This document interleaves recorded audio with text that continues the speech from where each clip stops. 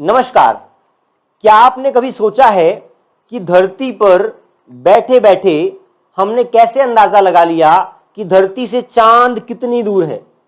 या फिर यह क्वेश्चन आपके मन में कभी आया है कि जिस धरती पर हम रहते हैं उसका टोटल मास हमने कैसे कैलकुलेट कर लिया? अगर ये दो क्वेश्चंस आपके मन में आते हैं और इनका उत्तर खोजना आप चाहते हैं तो आज की क्लास आपके लिए है। स्वागत करता हूं class 11 physics chapter number 2 lecture number 2 में। आज का हमारा टॉपिक है measurement of length, mass and time. हमारे सराउंडिंग में जो भी मैटर प्रेजेंट है, आज हम स्मॉलेस्ट से स्मॉलेस्ट लेंथ को मेजर करेंगे और लार्जेस्ट से लार्जेस्ट लेंथ जो हमें दिख रही है उसको मेजर करने का प्रयास करेंगे। सिमिलरली जो हमारे सराउंडिंग में मैटर है, स्मॉलेस्ट मास को और लार्जेस्ट मास को भी कंपेयर करेंगे, मेजर भी करेंगे। अब प्रश्न ये उठता है कि हमारे सराउंडिंग की चीजों की लेंथ, मास और इवेंट्स के टाइम को मेजर और कंपेयर करना ही क्यों? देखिए, जब हम फिजिक्स पढ़ते हैं और सराउंडिंग की चीजों से रिलेट करके, लिंक करके पढ़ते हैं तो सब्जेक्ट इंटरेस्टिंग हो जाता है। एक बात तो ये। इसके अलावा जब हम हमारी सराउंडिंग्स को ऑब्जर्व करते हैं और मेजरमेंट्स करते हैं, कंपैरिजन करते हैं, तभी हमारी क्यूरियोसिटी जागती है और साइंस या फिजिक्स का डेवलपमेंट होता है। इसलिए ऑब्जर्वेशन, मेजरमेंट, कंपैरिजन ये फिजिक्स या साइंस के डेवलपमेंट के प्रोसेस के इंटीग्रल पार्ट हैं। तो आज हम यही करेंगे। हमारे सराउंडिंग में जो चीजें प्रेजेंट हैं उनकी मेजरमेंट करेंगे और उन मेजरमेंट्स को फिर कंपेयर करेंगे। तो स्टार्ट करते हैं लेंथ से। ये देखिए, हम सबसे पहले लेक्चर के फर्स्ट पार्ट में लेंथ को डिस्कस करेंगे। लेंथ में डिस्कस करेंगे कि सराउंडिंग में जो चीजें प्रेजेंट हैं उनकी लेंथ छोटे से छोटी और बड़े से बड़ी कितनी अवेलेबल है। फिर हम कुछ स्पेशल टेक्निक्स के बारे में डिस्कस करेंगे। For example parallax method.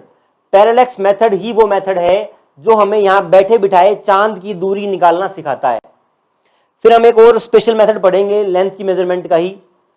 Second part आपका मास का मेजरमेंट, और फिर आपका आएगा कि अर्थ को हमने किस तरीके से मेजर किया, उसकी टेक्निक क्या है, वो हम यहां पढ़ेंगे। फिर हमारे सराउंडिंग में जो भी इवेंट्स हो रही हैं उनके टाइम्स को कंपेयर करेंगे और फिर एक इंटरेस्टिंग सा सीजियम क्लॉक टाइम को स्टैंडर्डाइज करने का एक तरीका है, उसको पढ़ेंगे। तो स्टार्ट करते हैं लेंथ से। आप मुझे ये बताइए अपने सराउंडिंग में देख के कि आपके आसपास छोटे से छोटी लेंथ क्या अवेलेबल है जो आपको नेक्ड आई से दिख सकती है। अगर आप ध्यान देंगे तो जिस पेपर पर आप लिख रहे हैं उस पेपर की थिकनेस शायद आपके रूम में स्मॉलेस्ट लेंथ है जिसको आप देख सकते हो। क्लियर है? अब क्या इस लेंथ से भी कम लेंथ हो सकती है, हमें ये देखना है। अगर माइक्रोस्कोपिकली देखोगे तो जो आपकी पेपर है, पेपर एटम से बना होगा। कहने का मतलब पेपर की थिकनेस से भी कहीं छोटा एटम का रेडियस होगा। एटम भी आपका न्यूक्लियस और इलेक्ट्रॉन से बना होता है। कहने का मतलब एटम के सेंटर में न्यूक्लियस होता है और सराउंडिंग में आपका इलेक्ट्रॉन चक्कर काटता है। तो जो एटम का साइज तो ये है और न्यूक्लियस का साइज उससे भी छोटा है। तो सबसे छोटी लेंथ जो अवेलेबल है हमारे सराउंडिंग में वो है न्यूक्लियस का रेडियस। कितना होता है अंदाजा? न्यूक्लियस का रेडियस आपका लगभग होता है 10 की पावर -15 मीटर। ये क्लियर है आपको? न्यूक्लियस के रेडियस के बाद देखते हैं कि एटम का रेडियस कितना होता है। एटम का रेडियस लगभग होता है आपका 10 की पावर -10 मीटर। क्या अब इन दोनों नंबर्स को देखकर आप कंपेयर कर सकते हो कि न्यूक्लियस से एटम कितने गुना बड़ा है? आप ध्यान से देखिए, अगर न्यूक्लियस के रेडियस 10 की पावर -15 मीटर और एटम के रेडियस 10 की पावर -10 मीटर को कंपेयर किया जाए तो जब आप इस नंबर में 10 की पावर 5 मल्टीप्लाई करेंगे तब आपका ये नंबर बनता है। इसका मतलब जो एटम का रेडियस है इट इज 10 की power 5 times larger than radius of nucleus. और 10 की पावर 5 कितना होता है? 5 जीरो आप लगा दो, ये 1 लाख हो गया। कहने का मतलब जो आपका एटम है वो न्यूक्लियस से 1 लाख गुना बड़ा है। अब इसी कंपैरिजन को यदि हम नॉर्मल लाइफ से रिलेट करें, या यूं कहूं कि इनके साइजेस को मैग्नीफाई करके देखें। कहने का मतलब क्या हुआ, अगर मैं इन दोनों लेंथ्स को मैग्नीफाई कर दूं 10 की पावर 10 टाइम्स,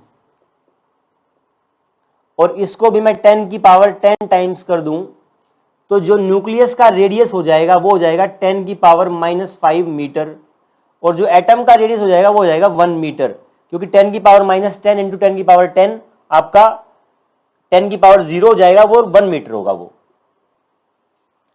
हमने क्या किया है, हमने यहां पर न्यूक्लियस और एटम को मैग्नीफाई करके देखा है। मैग्नीफाई करने के बाद एटम का साइज 1 मीटर हो गया, साइज का मतलब एटम का रेडियस 1 मीटर का हो गया, और न्यूक्लियस का रेडियस कितना रहा, 10 की पावर -5 मीटर। अब अगर इन दोनों को मैं देखूं कि 1 मीटर कितना होता है, 1 मीटर लगभग इतना होता है, ठीक है।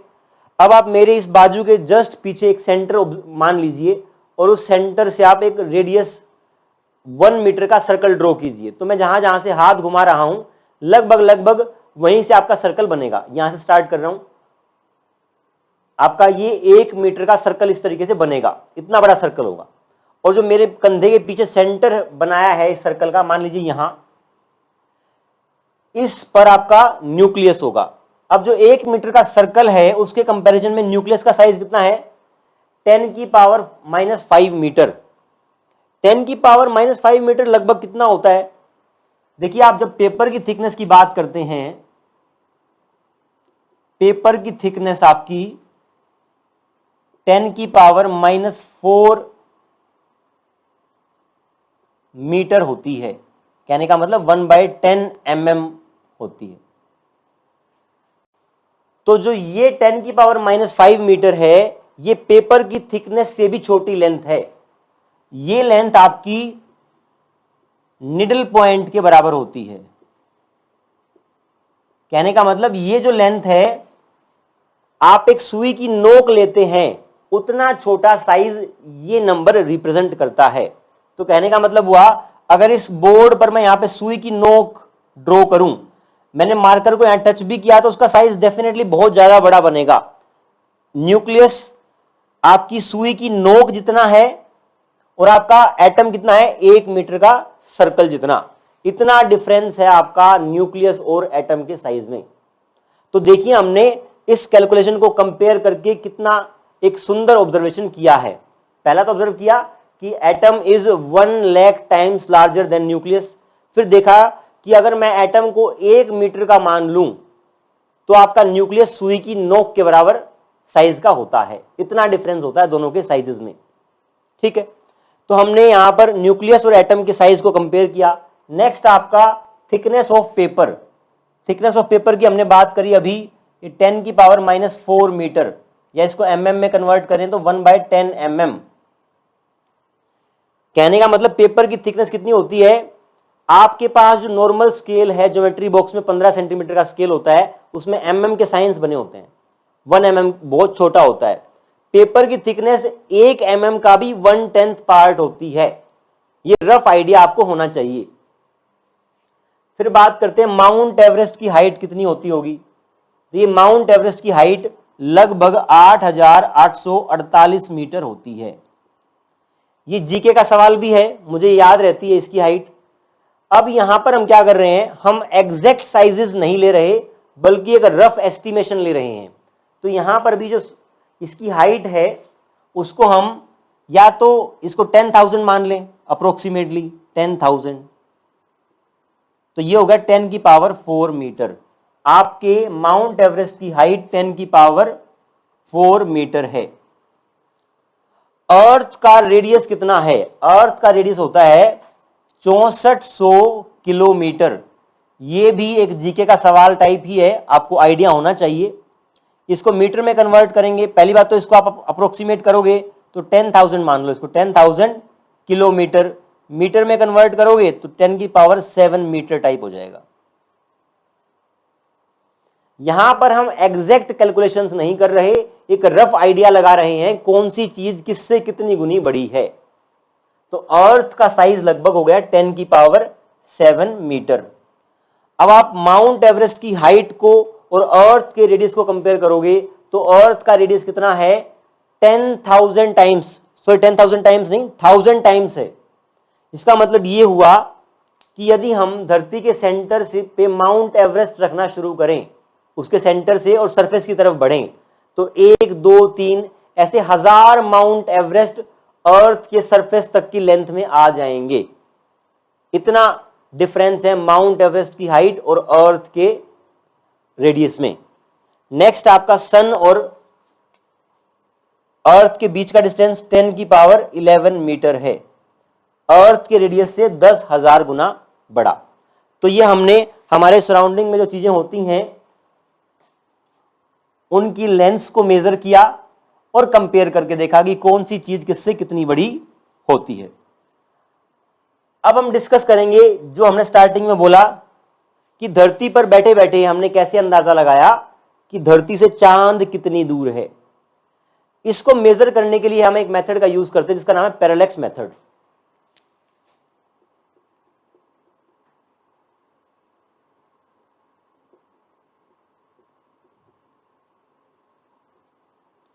देखिए पैरेलैक्स मेथड क्या होता है।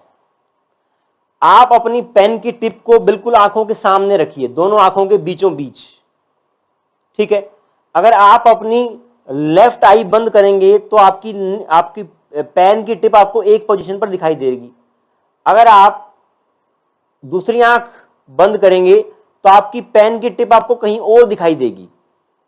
तो इस एक्सपेरिमेंट से हम ये कह सकते हैं कि आपकी जो चीज हमें दिख रही है जिस एंगल पर, जो ऑब्जेक्ट आपका जिस एंगल पर दिख रहा है, it depends on location from which we are viewing that object. जिस लोकेशन से हम ऑब्जेक्ट को देख रहे हैं उस लोकेशन पर डिपेंड करेगा कि वो किस एंगल पर हमें दिखाई देगा। जैसे कि अगर आपकी पेन की टिप ऐसे है, आपने दो आंखें बनाई, सुंदर सुंदर आंखें,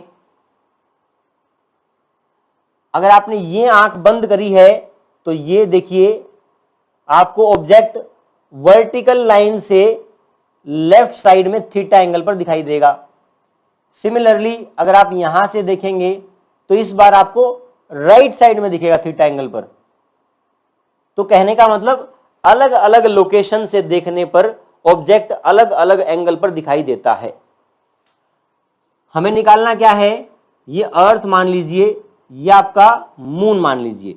अर्थ पर हमने दो लोकेशन ले ली, ये मान लीजिए इंडिया है और ये आपका जर्मनी है।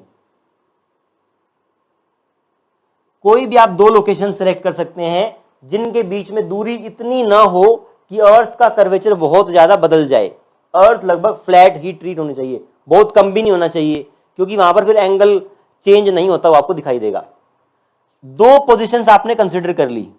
जब आप चांद को इंडिया से देखोगे तो वो आपको एक पर्टिकुलर एंगल पे, आप इस एंगल को यहां मान लीजिए, ये वर्टिकल है, इंडिया से वो थीटा एंगल पर दिखाई दे रहा है, या θ1 पर मान लीजिए आप, ठीक है।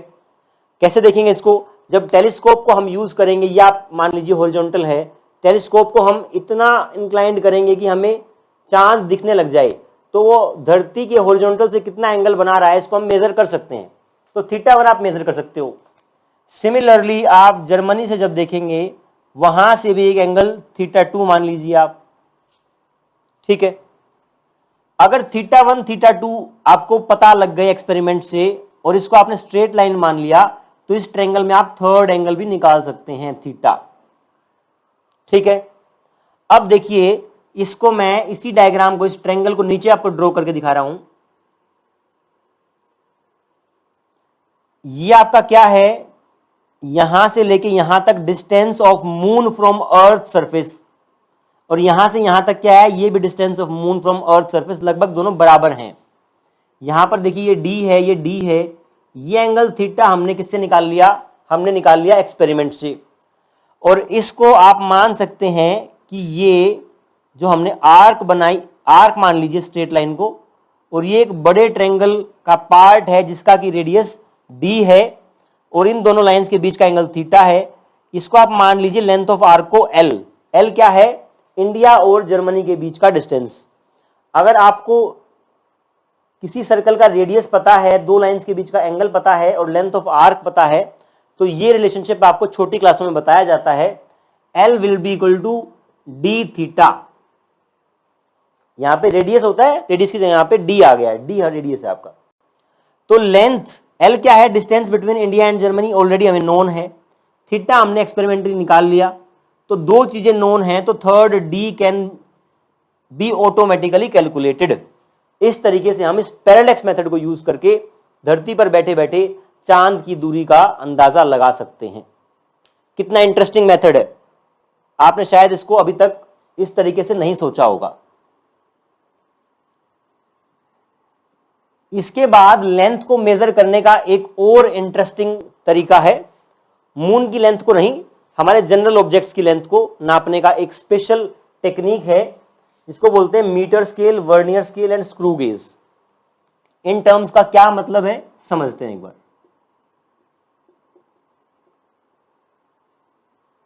मीटर स्केल,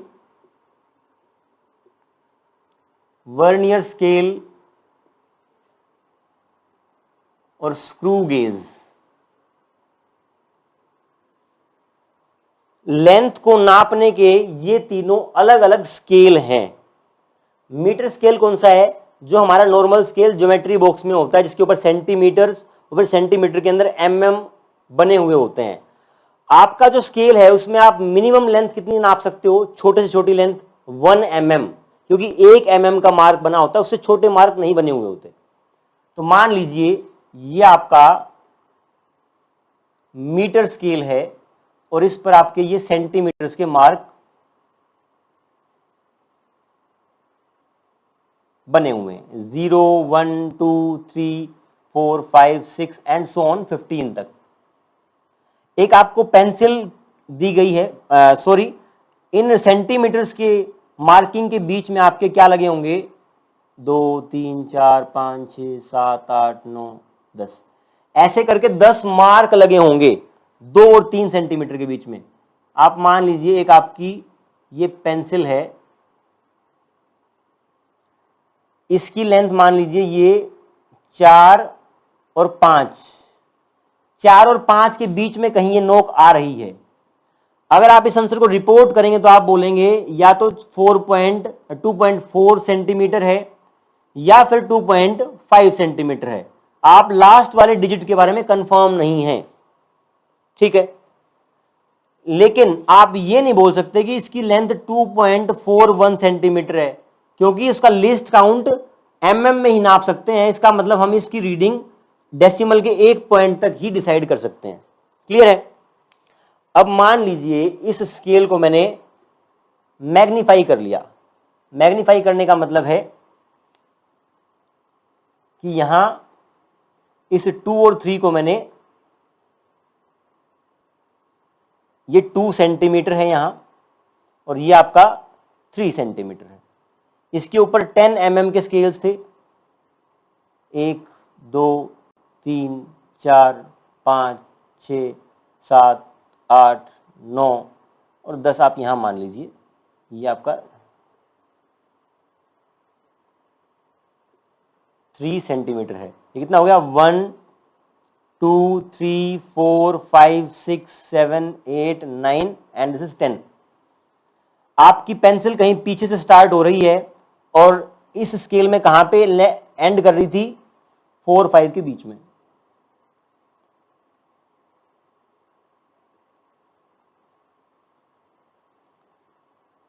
अब अगर ये जो अगला स्केल है हमारा वो और फाइन है, 1 2 3 4 5 6 7 8 9 10 रीडिंग्स हैं इसमें।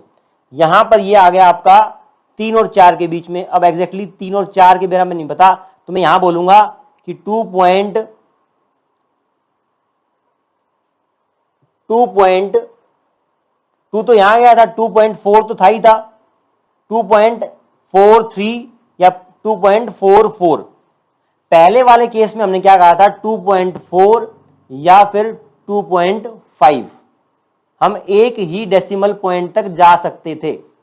लेकिन जो अगला स्केल है ये और रिफाइन है, इसकी जो लीस्ट काउंट है, जो मिनिमम वैल्यू आप लेंथ की नाप सकते हो, वो 1/10 mm है। इसकी कितनी थी, मीटर स्केल की आपकी थी 1 mm लिस्ट काउंट, इसका लिस्ट काउंट है 1/10 mm। और स्क्रू गेज फर्दर इसको रिफाइन करना चाहोगे तो स्क्रू गेज की होती है 1/100 mm लिस्ट काउंट। अब देखिए जैसा है मैंने स्केल बनाया है, वर्नियर स्केल ऐसा नहीं होता, लेकिन उसका काम ऐसा ही होता है कि वो आपको 2.4 सेंटीमीटर तक मेजरमेंट नहीं बल्कि 2.43 तक मेजरमेंट दे सकता है। उसका लीस्ट काउंट 1/10 mm का होता है। अब एक्चुअल में वर्नियर कैलिपर कैसे दिखता है और कैसे काम करता है, इसके बारे में आप जानना चाहते हैं तो कमेंट सेक्शन में कमेंट करिए, मैं उसके ऊपर एक स्पेशल वीडियो बना दूंगा आपके लिए। सिमिलरली स्क्रू गेज भी इससे और ज्यादा रिफाइन होता है, वहां पर आप 2.43 कर रहे हैं तो एक थर्ड डिजिट भी आप उसमें इंट्रोड्यूस कर सकते हैं। तो इस तरीके से हमने हमारे सराउंडिंग में प्रेजेंट चीजों की लेंथ को मेजर किया, कंपेयर किया, और कुछ लेंथ को मेजर करने की स्पेशल टेक्निक्स जैसे कि parallax method, vernier scale, screw gauge के बारे में डिस्कस किया। अब चलते हैं हमारे नेक्स्ट सेक्शन की तरफ, जो है आपका मेजरमेंट ऑफ मास। हम मास को कैसे मेजर करेंगे। हमारे सराउंडिंग में जो चीजें प्रेजेंट हैं उनमें सबसे छोटे से छोटा मास क्या हो सकता है। वैसे तो आप सराउंडिंग में बोलेंगे कि एक डस्ट पार्टिकल का मास शायद सबसे कम हो, पर आप माइक्रोस्कोपिकली जाएंगे तो पूरा मैटर आपका एटम से बना है, और एटम में क्या होता है, एटम के अंदर न्यूक्लियस होता है और न्यूक्लियस के सराउंडिंग में इलेक्ट्रॉन चक्कर काटता है, इसके अंदर आपके प्रोटॉन और न्यूट्रॉन होते हैं।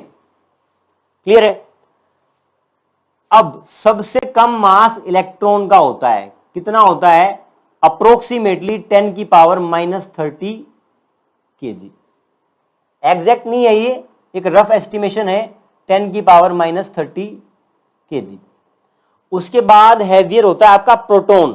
प्रोटॉन का कितना मास होता है, 10⁻27 kg।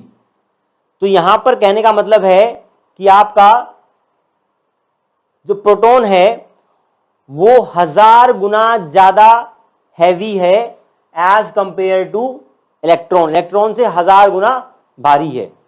नेक्स्ट देखते हैं आपका, नेक्स्ट है डस्ट पार्टिकल। डस्ट पार्टिकल का वेट होता है 10⁻⁹ kg। अब इस डस्ट पार्टिकल के वेट से हम क्या अंदाजा लगाएं।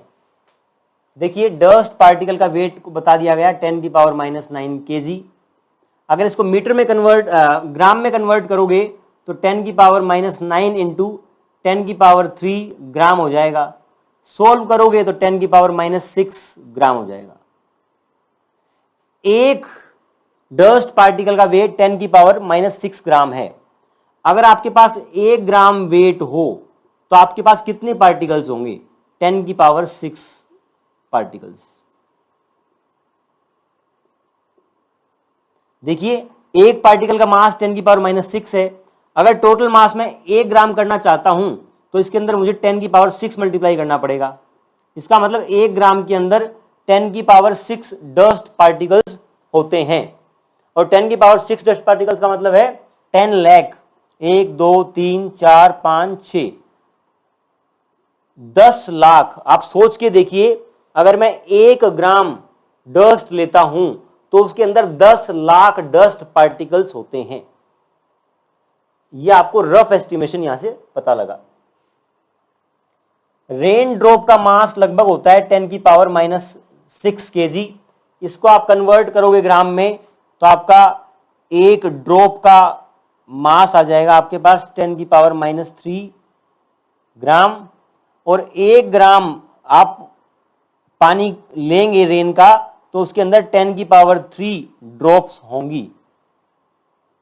कहने का मतलब 1 ग्राम वाटर, बारिश का अगर 1 ग्राम पानी लूं तो उसके अंदर छोटी छोटी 1000 बूंदें होंगी। क्लियर है। अब आपको ऐसा लग सकता है कि भैया 1 ग्राम में 1000 बूंदें तो नहीं होती है, मेरा पर्सनल एक्सपीरियंस है। यहां पे हम रफ एस्टिमेशन कर रहे हैं, इसलिए हो सकता है कि आपका जो रियल लाइफ एक्सपीरियंस है वो एग्जैक्टली मैच ना करे, पर उससे बहुत ज्यादा डेविएट नहीं करेगा। तो यहां पर हम कह रहे हैं 1 ग्राम के अंदर 1000 बूंदें आएंगी। एक अंगूर के दाने का कितना वेट होता होगा? 10⁻³ kg। कहने का मतलब 1 ग्राम, एक अंगूर के दाने का वेट कितना है? 1 ग्राम। 1 kg में कितने आएंगे अंगूर? 1000 अंगूर। क्या आपको लगता है कि 1 किलोग्राम के अंदर 1000 अंगूर आएंगे? नहीं आते हैं। ये इसलिए थोड़ा सा गड़बड़ आ रहा है क्योंकि हमने एक अप्रोक्सीमेट आइडिया लेना चाहा है। क्लियर है भैया? ह्यूमन का एवरेज वेट कितना होता है? ह्यूमन का एवरेज वेट होता है आपका 60-70 होता है। वैसे तो आप उसको यहां पर 10⁻² kg मान सकते हैं। ऑटोमोबाइल, जो गाड़ियां हमारे चारों तरफ होती हैं, उनका वेट जनरली किस ऑर्डर का होता है? 1000 kg के ऑर्डर का होता है।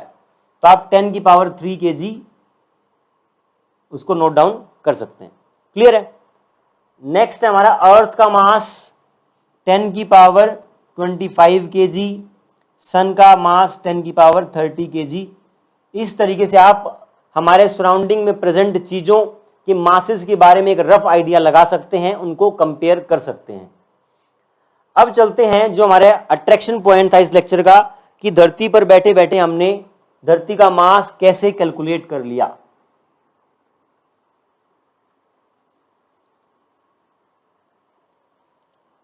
देखिए, आपने क्लास 9th में या 10th में ग्रेविटेशनल लॉ ऑफ अट्रैक्शन पढ़ा होगा। उसमें कहा जाता है कि दो मासेस आपस में अट्रैक्ट करते हैं। ये मान लीजिए अर्थ है, इसका मास m है और अर्थ का रेडियस आपका r है। अर्थ के ऊपर कोई बॉल उछालेंगे मास m की, तो वो ऊपर जाएगी और फिर नीचे की तरफ आएगी, क्योंकि उसको अर्थ अट्रैक्ट करती है। जैसे लोहे को चुंबक अट्रैक्ट करती है, सिमिलरली अर्थ एक मास है, वो दूसरे मास को अट्रैक्ट करता है। इसलिए कोई भी चीज ऊपर फेंकेंगे तो वापस नीचे की तरफ आ जाती है। तो जब भी दो मास हो m और स्मॉल m, उनके बीच में फोर्स ऑफ अट्रैक्शन दिया जाता है F = G(m)m/r²। G क्या है? यूनिवर्सल कांस्टेंट है। m क्या है? मास ऑफ अर्थ है जो हमें निकालना है। m क्या है? मास ऑफ ऑब्जेक्ट जो हमें पता है। और थर्ड चीज जो चाहिए वो है r, रेडियस ऑफ अर्थ। वैसे तो ये एक्चुअली होता है डिस्टेंस बिटवीन टू पार्टिकल्स, इसके सेंटर से लेके इसके सेंटर तक का, लेकिन अर्थ की रेडियस की तुलना में जितनी हाइट पे हमने बॉल को उछाला है वो बहुत कम है, इसलिए इन दोनों का मास ऑलमोस्ट, इन दोनों का जो डिस्टेंस है वो ऑलमोस्ट रेडियस ऑफ अर्थ के बराबर है। क्लियर है इतना? अब रेडियस ऑफ अर्थ को कैसे निकालें? देखिए, आपने फर्स्ट लेक्चर में पढ़ा था कि अर्थ फ्लैट है या स्फेरिकल है। अगर स्फेरिकल है तो दो जगह की शेडोज बराबर नहीं बनती हैं, ये हमने देखा था। इसकी डिटेल्ड कैलकुलेशन यदि करेंगे तो हम इन शेडोज की लेंथ के आधार पर अर्थ का रेडियस कैलकुलेट कर सकते हैं। तो आपका अर्थ का रेडियस भी ऑलरेडी नोन है। ठीक है, नेक्स्ट बचा आपका F। F क्या है? Force of attraction. न्यूटन के सेकंड लॉ के अनुसार फोर्स को हम लिख सकते हैं मास इनटू एक्सेलरेशन।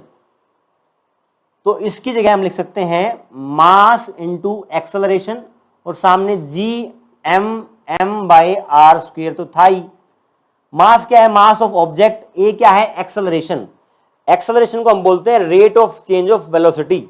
अगर अभी आपको एक्सेलरेशन का आइडिया नहीं है तो आप चिंता मत कीजिए, आप ये मान लीजिए कि आपकी जो स्पीड है वो किस रेट से बढ़ रही है, इसी को एक्सेलरेशन कहते हैं।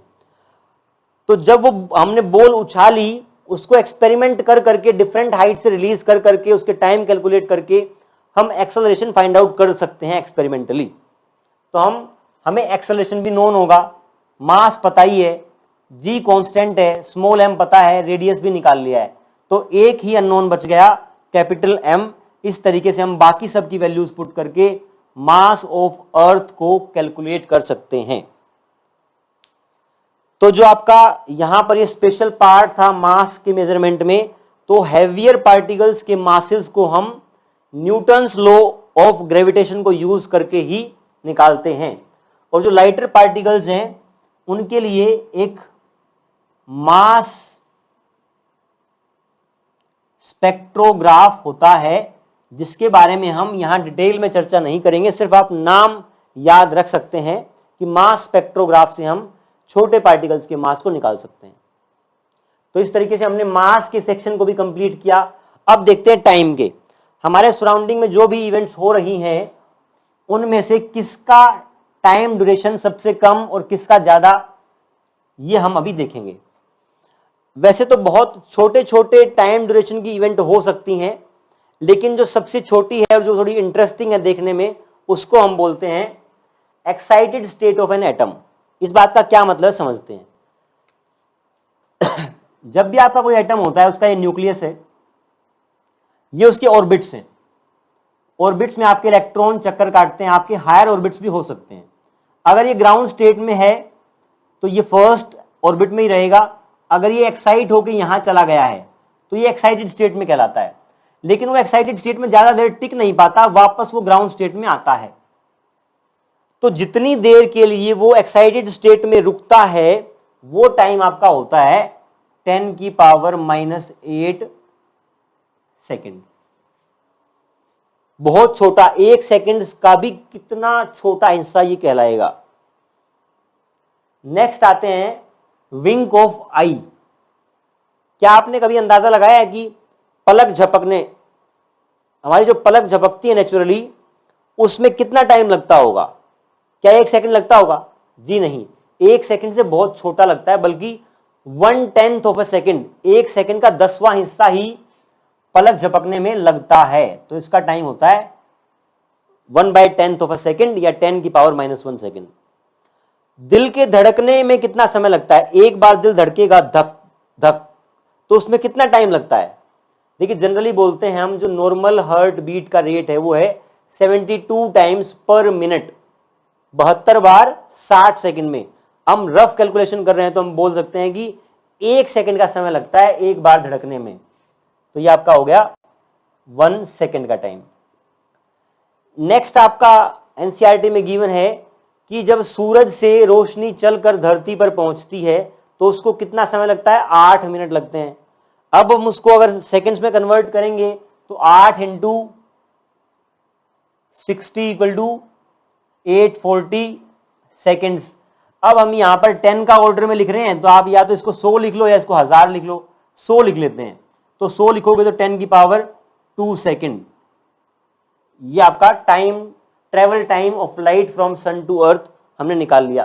कहने का मतलब जितने, ये 100 सेकेंड है, ये 1 सेकेंड है। दिल 100 बार धड़केगा तब आपकी लाइट सूरज से धरती पर पहुंचेगी, इतना समय लगता है। एग्जैक्टली बोलेंगे तो आप 480 सेकेंड्स, 480 सेकेंड मतलब 480 बार आपका दिल धड़केगा, तब आपकी उतने ही टाइम में आपकी रोशनी सूरज से धरती पर पहुंच जाएगी। ठीक है भैया।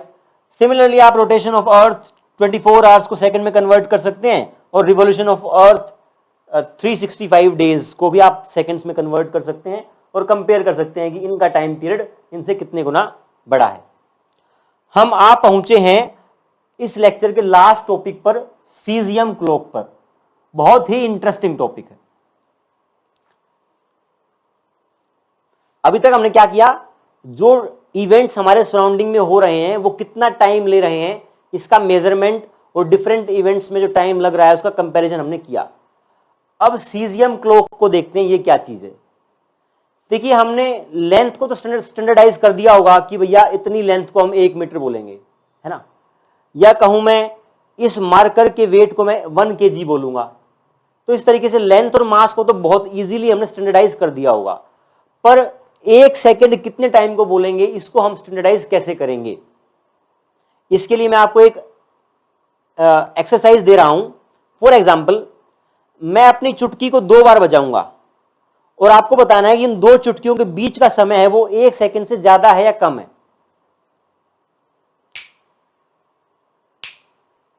ये टाइम आपका 1 सेकंड से कम है या ज्यादा है? ज्यादा, डेफिनेटली ज्यादा है, क्योंकि हमें 1 सेकंड का आइडिया है। अब देखते हैं आपका, एक बार और बताता हूं मैं। अब क्या ये टाइम ड्यूरेशन दो चुटकियों के बीच 1 सेकंड से कम है? हाँ, 1 सेकंड से कम लग रहा है, लेकिन कितने टाइम ड्यूरेशन को मैं 1 सेकंड मानूं, स्टैंडर्डाइज कैसे करूं? इसके लिए क्या किया गया, सीजियम एटम को लिया गया, सिंबल इसका होता है CS, ये उसका न्यूक्लियस है, ये उसकी ग्राउंड स्टेट है, ये उसकी एक्साइटेड स्टेट है। यहां से इलेक्ट्रॉन एक्साइट होता है, डी एक्साइट होता है, एक्साइट डी एक्साइट इस तरीके से होता है। तो इस एक्साइटेशन डी एक्साइटेशन के मैकेनिज्म के आधार पर ही हमने टाइम को स्टैंडर्डाइज किया। एक्चुअली स्टैंडर्डाइज कैसे किया उसको समझने से पहले एक एनालॉजी और डिस्कस कर लेते हैं। मान लीजिए आपके घर में सीढ़ियां हैं और मैं आपको कह दूं कि आप सीढ़ियों को 10 बार उतरेंगे और 10 बार चढ़ेंगे और 10 बार उतरेंगे, इसमें जितना समय लगेगा वो आपका 1 सेकंड का समय कहलाएगा। ठीक है, तो क्या आप ये बताइए इस तरीके से हम टाइम को स्टैंडर्डाइज कर सकते हैं? इसको इसलिए स्टैंडर्डाइज नहीं कर सकते क्योंकि अगर आप बहुत फ्रेश हैं तो कम टाइम में 10 बार चढ़ जाएंगे, उतर जाएंगे। सिमिलरली अगर आप बहुत थके हुए हैं तो आप ज्यादा टाइम लगाएंगे। तो हम इस तरीके से स्टैंडर्डाइज नहीं कर सकते कि 10 सीढ़ियों पर एक आदमी 10 बार सीढ़ियों पर उतरता चढ़ता है, उसमें जितना समय लगता है वो आपका 1 सेकंड है। इसको इस तरीके से हम स्टैंडर्डाइज नहीं कर सकते। कोई ऐसी चीज हमें डिफाइन करनी पड़ेगी जिसमें चढ़ना और उतरना हमेशा सेम टाइम ले, ऐसा ना हो कि वो थका हुआ हो या कभी फ्रेश हो, ऐसा ना हो। तो इसलिए हमने क्या किया, सीजियम एटम को लिया। सीजियम एटम में क्या हो रहा है, आपका excitation D excitation, excitation D excitation, जैसे सीढ़ियां चढ़ना और उतरना होता है, ऐसे ही आपका सीजियम एटम में इलेक्ट्रॉन एक्साइट और डी एक्साइट होता है, लेकिन वो इलेक्ट्रॉन कभी थकता नहीं है और ना ही कभी फ्रेश होता है, वो उसी स्पीड से उतरता चढ़ता है। तो आपको डिफाइन किया गया कि 91 लाख बार जब आपका इलेक्ट्रॉन एक्साइट और डी एक्साइट होता है उसमें जितना टाइम लगता है वो आपका 1 सेकंड के बराबर होता है। एक्साइटेशन डी एक्साइटेशन में हमने पढ़ा था अभी कि बहुत कम टाइम लगता है, 10⁻⁸ सेकंड। ठीक है, इतना कम टाइम है तो 1 सेकंड में वो 91 लाख बार ऊपर नीचे हो जाता है। तो हमने डिफाइन कैसे किया, जितने समय में सीजियम एटम 91 लाख बार एक्साइट और डी एक्साइट होता है, इस प्रोसेस में जितना टाइम लगेगा वो आपका 1 सेकंड कहलाएगा। ये एग्जैक्टली 91 लाख नहीं है, इसका एक एग्जैक्ट नंबर है, उसको आप एनसीईआरटी से कॉपी कर सकते हो। मैंने आपको रफली समझाने के लिए ये 91 लाख ले लिया। तो इस तरीके से आज के लेक्चर में हमने हमारे सराउंडिंग में प्रेजेंट मासेस, लेंथ और इवेंट्स के टाइम को कंपेयर किया, मेजर किया, और लेंथ को मेजर करने की कुछ special technique, parallax method, metre scale, vernier scale, screw gauge के बारे में डिस्कशन किया, और हैवियर मासेस को हम कैसे मेजर कर सकते हैं इसके बारे में डिस्कशन किया। न्यूटन्स लॉ को हम यूज करके हैवियर मासेस को निकाल सकते हैं, और 1 सेकंड के टाइम को हमने कैसे स्टैंडर्डाइज किया इस बारे में हमने डिस्कशन किया। अगर आप आज की क्लास में आपको कोई भी डाउट है तो आप कमेंट सेक्शन में कमेंट करके हमसे पूछ सकते हैं। We will try to resolve your doubts as soon as possible. आज के लेक्चर में इतना ही। Thank you very much.